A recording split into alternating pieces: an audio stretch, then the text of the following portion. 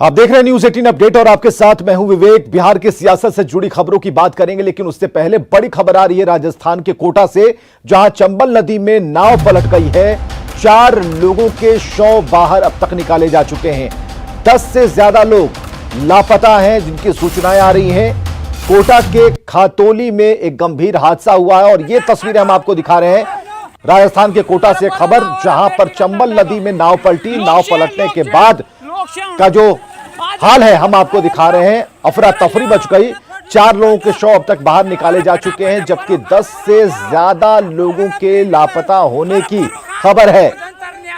तो जो खबर आ रही है उसके मुताबिक एक नाव और 50 सवार थे और नाव पर संख्या से ज्यादा लोग सवार होने की वजह से यह नाव डूब गई। और ये देख रहे हैं जो तस्वीरें हम आपको दिखा रहे हैं, इसमें नाव किस तरह से डूबी। नाव बैठती चली गई पानी में और जो लोग हैं जिन्हें तैरना आता था वो लगातार अपने हाथ पैर मार रहे हैं, लेकिन जिन्हें तैरना नहीं आता था उनकी मौत हो गई, जिसमें 4 लोग की मौत हो गई है। 10 से ज्यादा लोग लापता हैं और इसके बारे में जो खबर आ रही है कि 50 लोग सवार थे। चंबल नदी की तस्वीरें और देख सकते हैं आप किस तरह से नाव बैठती चली गई और 50 लोग इस पर सवार थे। हालांकि कुछ लोगों ने किसी तरह हाथ पैर मारकर किनारे पहुंचने की कोशिश की, कुछ लोग कामयाब हुए, लेकिन काफी संख्या में जो लोग थे जिन्हें तैरना नहीं आता था वो पानी में नाव के साथ ही बैठते चले गए पानी में। तो कुल मिलाकर अभी तक जो सूचना है उसके मुताबिक 4 लोगों की मौत हुई है, 10 से ज्यादा लोगों के लापता होने की सूचना है। कोटा के खातोली में गंभीर हादसे से जुड़ी हुई, बड़ी घटना से जुड़ी हुई यह तस्वीर हम आपको दिखा रहे हैं। अरे बरो लाओ, अरे बेटी का लगता का लोग होना आज अरे लो। तो लोगों की आवाज आप सुन पा रहे हैं। एक नाव और 50 सवार और जैसे जैसे वो तस्वीर हम आपको दिखा रहे हैं, ये तस्वीरें आपको आप देख सकते हैं किस तरह से नाव पर सवार थे। धीरे धीरे नाव का एक सिरा जो है वो पानी में बैठता चला गया, काफी संख्या थी और धीरे धीरे देखिए ये नाव किस तरीके से पूरी तरह से नदी में समा गई। तो कुल मिलाकर चंबल नदी में एक बड़ी दुर्घटना हुई है, नाव पलटी है और जो लोग हैं वो काल के गाल में समा गए। सवाल क्या है, एक नाव में क्षमता से ज्यादा लोग क्यों बैठे, इसकी निगरानी क्यों नहीं की? इसके बाद बार बार हादसों के बावजूद सबक क्यों नहीं लिया जा रहा है? जो लोग हैं आखिरकार इतनी संख्या में कैसे सवार हो गए? प्रशासन हादसों पर ध्यान क्यों नहीं देता? और चलिए बढ़ते हैं आगे खबरों में। आरजेडी नेता भाई वीरेंद्र का महेश्वर हजारी पर एक बड़ा बयान सामने आया है। आरोप यह है कि रात में चोरी छिपे तेजस्वी से मिलते हैं महेश्वर हजारी। दिन के उजाले में नीतीश कुमार का करते हैं गुणगान। पहले तय करें कहां रहना चाहते हैं महेश्वर हजारी। तो सियासत की सबसे बड़ी खबर हम आपको बता रहे हैं, सबसे बड़ा बयान बता रहे हैं भाई वीरेंद्र, जो कि आरजेडी लीडर हैं, पुराने नेता हैं, और उन्होंने जो एक आरोप लगाया है महेश्वर हजारी पर वो हम आपको दिखा रहे हैं कि पहले तय करें कहां रहना चाहते हैं महेश्वर हजारी, क्योंकि रात के अंधेरे में वो तेजस्वी से मिलते हैं और दिन में नीतीश कुमार का गुणगान करते हैं। चिराग पासवान जो एनडीए में आग लगाया है, पहले उसको बिछाने का काम करें हजारी जी। हजारी जी को मैं जितना जानता हूं, उनके परिवार को जानता हूं, बहुत कम लोग जानता है। हजारी जी जो बात कर रहे हैं, रात में ये मिलते हैं तेजस्वी जी से और दिन में मुख्यमंत्री से बात करते हैं।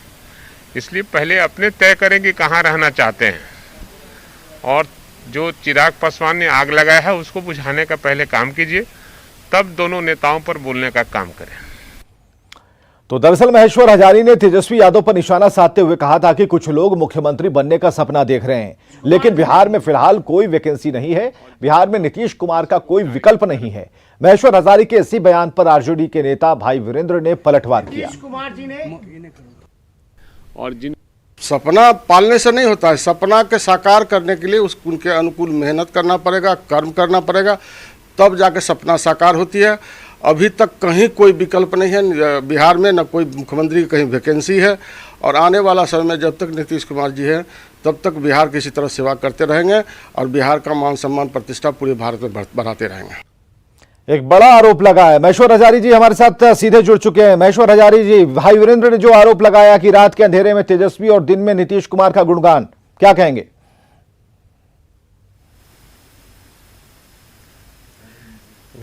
भाई वीरेंद्र का तो हम लोग के लिस्ट में नाम है, जब जनता दल यूनाइटेड ज्वाइन कर रहे हैं उस लिस्ट में नाम है, हम लोग तो रोके हुए हैं।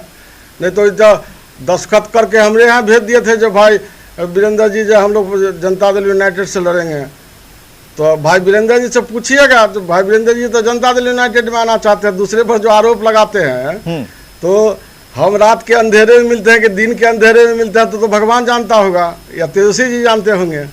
तो किस तरह का बयान इसे माने? भाई वीरेंद्र ने जो कहा इसे किस तरीके का बयान माने? क्योंकि भविष्यवाणी करने के नाम पर अगर हम देखें तो आरजेडी खेमे में एक बड़े बयानवीर हैं, वो बड़े नेता हैं। तो जो उन्होंने कहा उसका क्या कोई आधार है? आपने कोई मुलाकात सही में की थी?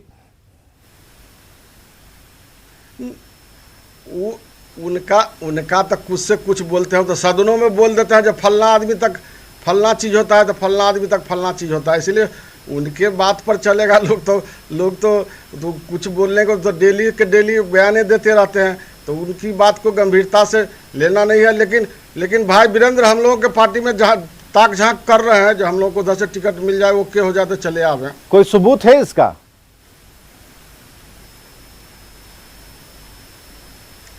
ताक झांक कर रहे हैं तो पूरा सबका चर्चा का विषय है, यहाँ तो ताक झांक चल रहा है। नहीं, चर्चा वाली बात मत कीजिए, आप सीधे तौर पर बताइए कहां से ताक झांक, कौन सी ऐसी खिड़की जेडीयू की खोली हुई है जहां से वो ताक झांक कर रहे हैं? आदरणीय नेता नीतीश कुमार जी के नेतृत्व में बहुत सारे लोग जो 52 आदमी थे, 52 आदमी जनता दल यूनाइटेड ज्वाइन करने वाले थे। नीतीश कुमार जी ने कहा कि हमसे संभव नहीं है क्योंकि हमारे पास उतना टिकट ही नहीं है जो टिकट देंगे, जिसके चलते उन लोगों को ताक झांक करने के बावजूद भी इधर से एंट्री नहीं मिली, इसीलिए वो लोग नहीं आ पाए। और आदरणीय नेता नीतीश कुमार जी के काम, इच्छा शक्ति और विजन की बदौलत सब लीडर चाहते हैं, सब लोग इनके तरफ आकर्षण है जो नीतीश जी यदि महेश्वर हजारी जी, भाई वीरेंद्र भी हमारे साथ फोन लाइन पर जुड़ चुके हैं और हम पूछ रहे हैं वही सवाल। भाई वीरेंद्र, जो आपने कहा कि एक कोशिश हो रही है महेश्वर हजारी की तरफ से कि रात में तेजस्वी के साथ, दिन में गुणगान नीतीश कुमार का, यही बात हमने महेश्वर हजारी साहब से पूछी। हालांकि वो ये कह रहे हैं कि आप ही किसी खिड़की से जेडीयू में ताक झांक कर रहे हैं। नहीं, असल में बात है कि हमारे रिएक्शन में बेचारे बोल रहे हैं। भाई वीरेंद्र को जाना होता और करना होता तो वजूद की लड़ाई लड़ता है भाई वीरेंद्र। इंसानियत और सिद्धांतों की राजनीति में भाई वीरेंद्र विश्वास करता है, पद की राजनीति में भाई वीरेंद्र विश्वास नहीं करता है। और आरजेडी का मैं मुख्य प्रवक्ता हूँ और आरजेडी के लिए जिएंगे मरेंगे, और ये सब हवा फैलाने का काम न करें। लेकिन आपने जो ये हवा एक डाल दी है कान में, तो उसका जवाब तो ढूंढना होगा। वो तो कह रहे हैं कि ऐसी कोई बात नहीं है, लेकिन आपके पास कोई ठोस अगर बात हो तो बताएं। गुस्सा में बोल रहे हैं, गुस्सा में उनको बोलने दीजिए। और ये कई बार पकड़े गए हैं हमारे नेता से बात करते हुए। और तो महेश्वर हजारी साहब कब पकड़े गए पिछली बार आप तेजस्वी से मुलाकात करते समय? उन्हीं से पूछा जाए कब पकड़े गए, कब का फोटो है, कब क्या है। नहीं, बात कर लीजिए, आप लोग दोनों ही जुड़े हुए हैं। हम लोग मिलनसार लोग हैं, सबसे बातें होती हैं। आप जुड़े हुए हैं, हम क्या बात करें। भाई वीरेंद्र लालू यादव के विचारों को मानता है, उनके सिद्धांतों को मानता है, राष्ट्रीय जनता दल के विचारों और सिद्धांतों को मानने वाला लोग है। मैं कहीं भी रहता हूँ, डंका के चोट से रहता हूँ, और किसी के भी खिलाफ में बोलते हैं तो वो खिलाफ में नहीं, वो सच्चाई को बयान में करता हूँ। वो डंका है कहाँ? ठीक है, डंके की चोट पर आप कहते हैं, वो डंका है कहाँ? वही तो पूछ रहे हैं महेश्वर हजारी। वो डंका तो है मेरे पास ना, आइए तब न दिखाएंगे डंका। आप क्या देखिए, आपने हवा में बात कर दी, फिर आप कह रहे हैं कि अपने घर पे आइए। क्या डंका दिखाएंगे? आइए तब न डंका दिखाएंगे आपको। सामने है ना, सामने तो बैठे हुए हैं, सामने बैठे हुए हैं। आप आइए मेरे यहाँ डंका देखने के लिए। देखिए, आपने कैमरे पर कह दिया, आप मुझे बुला रहे हैं कि आप आइए, दिखाएंगे आपको। भाई वीरेंद्र स्पष्ट कीजिए। ठीक है, आप लोग क्या कहते हैं, राजनीति में चुनाव के वक्त ऐसे बयान चलते हैं, लेकिन इसका सही तरीके से जवाब मिलना चाहिए। महेश्वर हजारी साहब, आप बात कीजिए, खुद ही पूछिए। आप लोगों ने डाल दिया है, लोकतंत्र को खतरा में मत डालिए आप लोग। लोकतंत्र के अरे खतरा तो सर यही है कि आपने कह दिया, उसके पीछे हम दौड़ पड़े, लेकिन बात तो बात नहीं छूटी तौर निकली। पर आप डंका करके दिखाइए, आप आइएगा तो डंका भी दिखा देंगे ना। अब महेश्वर हजारी साहब पूछ रहे हैं आपसे, यही तो पूछ रहे हैं, डंका कहाँ है? चोट बाद में हमारे पास दिखाइए। डंका आइएगा तब न दिखाएंगे, फोटो भी दिखाएंगे आपको। क्यों आप चिंता में हैं? तो एक फोटो ही जारी हाँ? कर देते उस समय। अब काहे के लिए आपके कहने से जारी कर देंगे? उसका इस्तेमाल जब लीजिए, होगा तब न फोटो करेंगे। जारी कीजिएगा नहीं और बयान दे दीजिएगा। आपके कहने से नहीं न कर देंगे। तो आपने बयान तो मेरे कहने से तो दिया नहीं था। मत दीजिए, आप बयान मत लीजिए। नहीं, लेकिन बयान आपने मैंने बयान- दिया, लेकिन आपने तो ये मत बात चलाइए। सामने ला दी। ये आपके जिम्मे है। आप हमसे बयान लिए, मैंने लेकिन बयान दिया नहीं। वो फोटो लाकर सामने रखिएगा तब तो महेश्वर हजारी जी से आपके सामने पूछेंगे। कहा है, आप स्टूडियो में लावे क्या? चलिए ठीक है, भाई वीरेंद्र ने जो कहा था उसे एक बार फिर से रिपीट करते हैं, क्या कुछ कहा था? चिराग पासवान जो एनडीए में आग लगाया है, पहले उसको बिछाने का काम करें हजारी जी। हजारी जी को मैं जितना जानता हूं, उनके परिवार को जानता हूं, बहुत कम लोग जानता है। हजारी जी जो बात कर रहे हैं, रात में ये मिलते हैं तेजस्वी जी से और दिन में मुख्यमंत्री से बात करते हैं। इसलिए पहले अपने तय करें कि कहाँ रहना चाहते हैं, और जो चिराग पासवान ने आग लगाया है उसको बुझाने का पहले काम कीजिए, तब दोनों नेताओं पर बोलने का काम करें। चलिए, ये बात भाई वीरेंद्र की सुन ली, उस पर कुछ बोल नहीं रहे हैं, उल्टे हमें ही कह रहे हैं कि आप एक बार चले आइए घर पे, दिखाएंगे कुछ फोटोग्राफ्स हैं। कब मुलाकात की थी महेश्वर हजारी साहब, आप इसे स्पष्ट कीजिए, तेजस्वी जी से कब मुलाकात हुई थी और दिन में हुई थी या रात में हुई थी?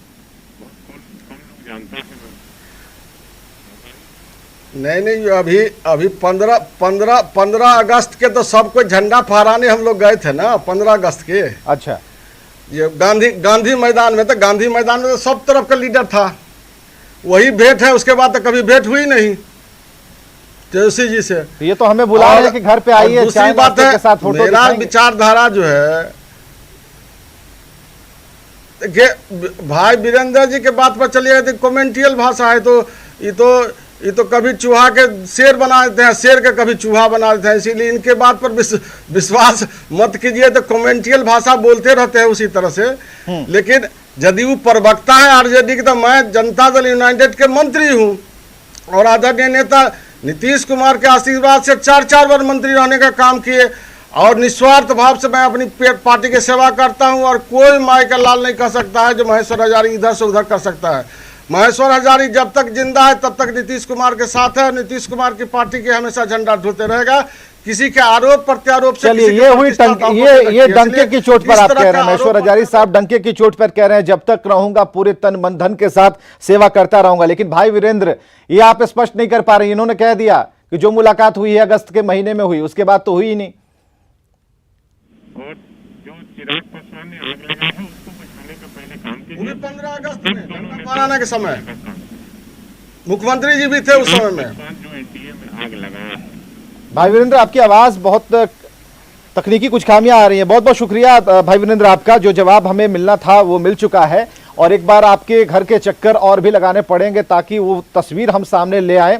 क्योंकि महेश्वर हजारी साहब से जब हम बात कर रहे हैं, बिहार सरकार के मंत्री हैं, तो उस प्रतिष्ठा का भी हमें ख्याल रखना होगा, और उस प्रतिष्ठा का ख्याल रखते हुए बिना सबूतों के अभाव में हम कुछ भी नहीं कह सकते। आपने जो कहा हमने अपने दर्शकों के सामने रखा, और महेश्वर हजारी साहब से उसका जवाब भी हमने मांग लिया। बहुत बहुत शुक्रिया महेश्वर हजारी साहब हमसे बातचीत करने के लिए, जुड़ने के लिए। और चलिए, आरजेडी कार्यालय के बाहर समाजवादी नेताओं के गायब पोस्टर पर आरजेडी नेता गोलमोल जवाब दे रहे हैं। उनका कहना है कि तेजस्वी में समाजवादी नेताओं की छवि है, इसलिए उनका पोस्टर लगा है। राष्ट्रीय जनता दल हमेशा जो है चेहरा पर ही चुनाव लड़ने का काम करता है, और तेजस्वी यादव जी का जो चेहरा दिया गया है वह चेहरा स्वर्गीय कर्पूरी ठाकुर जी का प्रतीक है, वह चेहरा डॉक्टर लोहिया का प्रतीक है, बाबू जगदेव प्रसाद का प्रतीक है, और सामाजिक न्याय की विचारधारा को आगे बढ़ाने वाले आदरणीय लालू यादव और राबड़ी देवी का प्रतीक है। इसी कारण से तेजस्वी यादव के चेहरे पर विपक्ष के लोगों को पेट में दर्द हो रहा है। और एलजेपी की बैठक के बारे में खबर है कि पहले एलजेपी के पूर्व सांसद सूरजभान सिंह ने एक बड़ा बयान दे दिया इस बैठक से पहले, और पार्टी के अकेले चुनाव लड़ने के सवाल पर सूरजभान सिंह ने कहा कि अभी गठबंधन की दुनिया है और गठबंधन की राजनीति हो रही है, अकेले लड़ने पर किसी एक का नुकसान नहीं होता। सूरजभान सिंह ने इशारों में जेडीयू को यह संदेश दिया कि गठबंधन टूटने की सूरत में जेडीयू को भी नुकसान झेलना पड़ेगा। दम तक का तो बात का चीज है, अलायंस की दुनिया है, अलायंस की जिसे पूरे देश में राजनीति चल रही है। नफा नुकसान किसी एक को नहीं होना, शरीर का हर अंग, आवाज, आंख, जिभ, कान, ये तीनों जैसे कि जब एक साथ है तो सुंदर लगता है। किसी अंग में अगर उसको काट के हटाया जाता है तो उससे अपाहिज कहा जाता है। और आज एलजेपी सांसदों की दिल्ली में बैठक होगी। 12 जनपद स्थित आवास पर दोपहर के 2 बजे यह बैठक होनी है। इस बैठक में विधानसभा चुनाव की तैयारियों पर चर्चा होगी और बैठक में पार्टी की रणनीति को अंतिम रूप दिया जाएगा। इससे पहले 7 सितंबर को एलजेपी बिहार संसदीय बोर्ड की बैठक हुई थी, जिसमें 143 सीटों पर तैयारी की बात कही गई थी। वहीं 13 सितंबर को चिराग पासवान ने पीएम मोदी को पत्र लिखा था, जिसमें संसदीय बोर्ड के नेताओं की भावनाओं की जानकारी दी गई। हालांकि नीतीश कुमार और नड्डा की मुलाकात के बाद सीटों पर सारी बातें फाइनल होने की बात कही जा रही है और ऐसे में इस बैठक को चुनावी तैयारियों पर फोकस रहने की उम्मीद है। बिहार में अब कांग्रेस के कार्यकर्ता आरजेडी से अलग होकर अपने दम पर चुनाव लड़ने की मांग करने लगे हैं। पार्टी के वर्चुअल सम्मेलन में यह मांग अब तेजी से होने लगी है। भागलपुर कांग्रेस कार्यालय में मौजूद कार्यकर्ताओं से इस मुद्दे पर बातचीत की हमारे सहयोगी राहुल कुमार ठाकुर ने। भागलपुर के 7 विधानसभा सीट में से 2 सीट कांग्रेस के कब्जे में है। कहलगांव में 1969 से 9 बार जीत दर्ज किए कांग्रेस के कद्दावर नेता सदानंद सिंह है, तो भागलपुर सीट से 2 बार जीत दर्ज कर रहे अजीत शर्मा जी हैं। अभी हम जिला कांग्रेस कार्यालय में हैं, जहां पर जो है निर्माण और रंग रोगन का काम चल रहा है। सीमेंट की बोरियां रखी हुई है। हम उनके कार्यालय के मेन कक्ष में प्रवेश करते हैं। यहाँ कुछ लोग भी बैठे हुए हैं। हम आपको दिखाना चाहते हैं कि यहाँ किस तरह से कार्यालय में जो है व्यवस्था। यहाँ पर जो है कई बड़े नेताओं के कटआउट लगे हुए हैं। पूर्व प्रधानमंत्री राजीव गांधी, प्रियंका गांधी के साथ साथ जो है यहाँ पर अमर स्वतंत्रता सेनानी लोग जो हैं उनकी तस्वीर लगाई गई है। साथ ही साथ जो है कांग्रेस के राष्ट्रीय अध्यक्ष सोनिया गांधी और पूर्व प्रधानमंत्री मनमोहन सिंह, ठीक उनके नीचे के कमरे की बात करें जहाँ भी ताला लगा हुआ है, वो कांग्रेस के जिला अध्यक्ष जो परवेज आलम हैं उनका कक्ष है। हालांकि अभी वो यहाँ मौजूद नहीं है। जबकि राइट साइड की बात करें, दाएं साइड में जो है कांग्रेस के जिला युवा कांग्रेस के जो अध्यक्ष हैं अमित आनंद जी का कक्ष है। यहाँ कुछ लोग मौजूद हैं। हम उनसे जानते हैं कि जिस तरह से वर्चुअल संवाद में लगातार यह मांग हो रही है कि कांग्रेस अकेले चुनाव लड़े। हम लोग यह प्रयास कर रहे हैं कि कांग्रेस अकेले चुनाव लड़े। हम अपने प्रांतीय नेता और एआईसीसी के जो मेंबर हैं उनसे रिक्वेस्ट किया है। मैं स्वयं एआईसीसी का सदस्य हूं और मैंने अपनी मांग को जोरदार तरीके से रखा है कि कांग्रेस को अकेले चुनाव। देखिए, अगर कांग्रेस अकेले चुनाव लड़ती है तो इसके जो कार्यकर्ता हैं उसमें एक अलग जुनून आएगा, जो कि नहीं चुनाव लड़ने के कारण जो कांग्रेस के कार्यकर्ता हैं वो अलग हो रहे हैं कांग्रेस पार्टी से।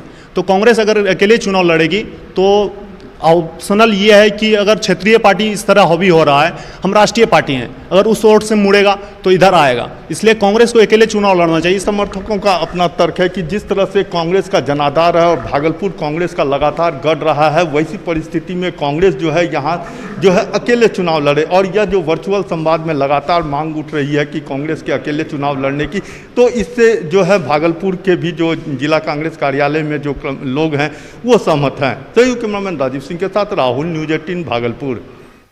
तो कांग्रेस के कुछ नेता और कार्यकर्ता अपने दम पर बिहार विधानसभा चुनाव लड़ने की बात तो कह रहे हैं, लेकिन धरातल पर स्थिति कुछ अलग है। गया में कांग्रेस का कार्यालय आज 11 बजे तक नहीं खुला। स्थानीय लोगों का कहना है कि पार्टी कार्यालय 2-3 दिन में एक बार खुलता है। आज सुबह 11 बजे कांग्रेस कार्यालय का जायजा लिया हमारे सहयोगी अरुण चौरसिया ने। कांग्रेस के कुछ कार्यकर्ताओं ने अकेले चुनाव लड़ने की बात कही है, लेकिन ज़मीनी स्तर पर कांग्रेस की क्या स्थिति है ये देखने हम आए हैं। इस समय हम लोग हैं गया के कांग्रेस कार्यालय में। करीब 11 बजने वाले हैं और आप देख सकते हैं कि जो कार्यालय है उसमें ताला लगा हुआ है। यहाँ के जो स्थानीय लोग हैं उनकी माने तो 1-2 रोज पर यह कार्यालय खुलता है और 10 से 20 लोग यहाँ आते हैं। अध्यक्ष के साथ ही पार्टी के पदाधिकारी ही मुख्य रूप से आते हैं और जो यहाँ आमतौर पर सन्नाटा रहता है। तो ये सहज अनुमान किया जा सकता है कि जिस पार्टी का कार्यालय भी रोज़ नहीं खुल पाता है, पार्टी के कार्यकर्ता पार्टी कार्यालय में नहीं दिखते हैं, अभी चुनाव का समय है और ऐसे समय में भी अगर पार्टी कार्यालय में लोग नहीं आ रहे हैं तो इससे अनुमान लगाया जा सकता है कि कांग्रेस की यहाँ क्या स्थिति है। सहयोगी विपिन के साथ अरुण चौरसिया, न्यूज़ 18 गया। चलिए, गया ही नहीं बल्कि पूर्णिया के जिला कांग्रेस कार्यालय में भी दिन के 11 बजे ताला लटका मिला। चुनाव को लेकर यहां कोई गहमा गहमी नहीं है, ना कोई नेता मौजूद है, ना कार्यकर्ता मौजूद है और ऐसे में सवाल उठ रहा है कि कांग्रेस किस दम पर अकेले चुनावी मैदान में जाने की बात कह रही है।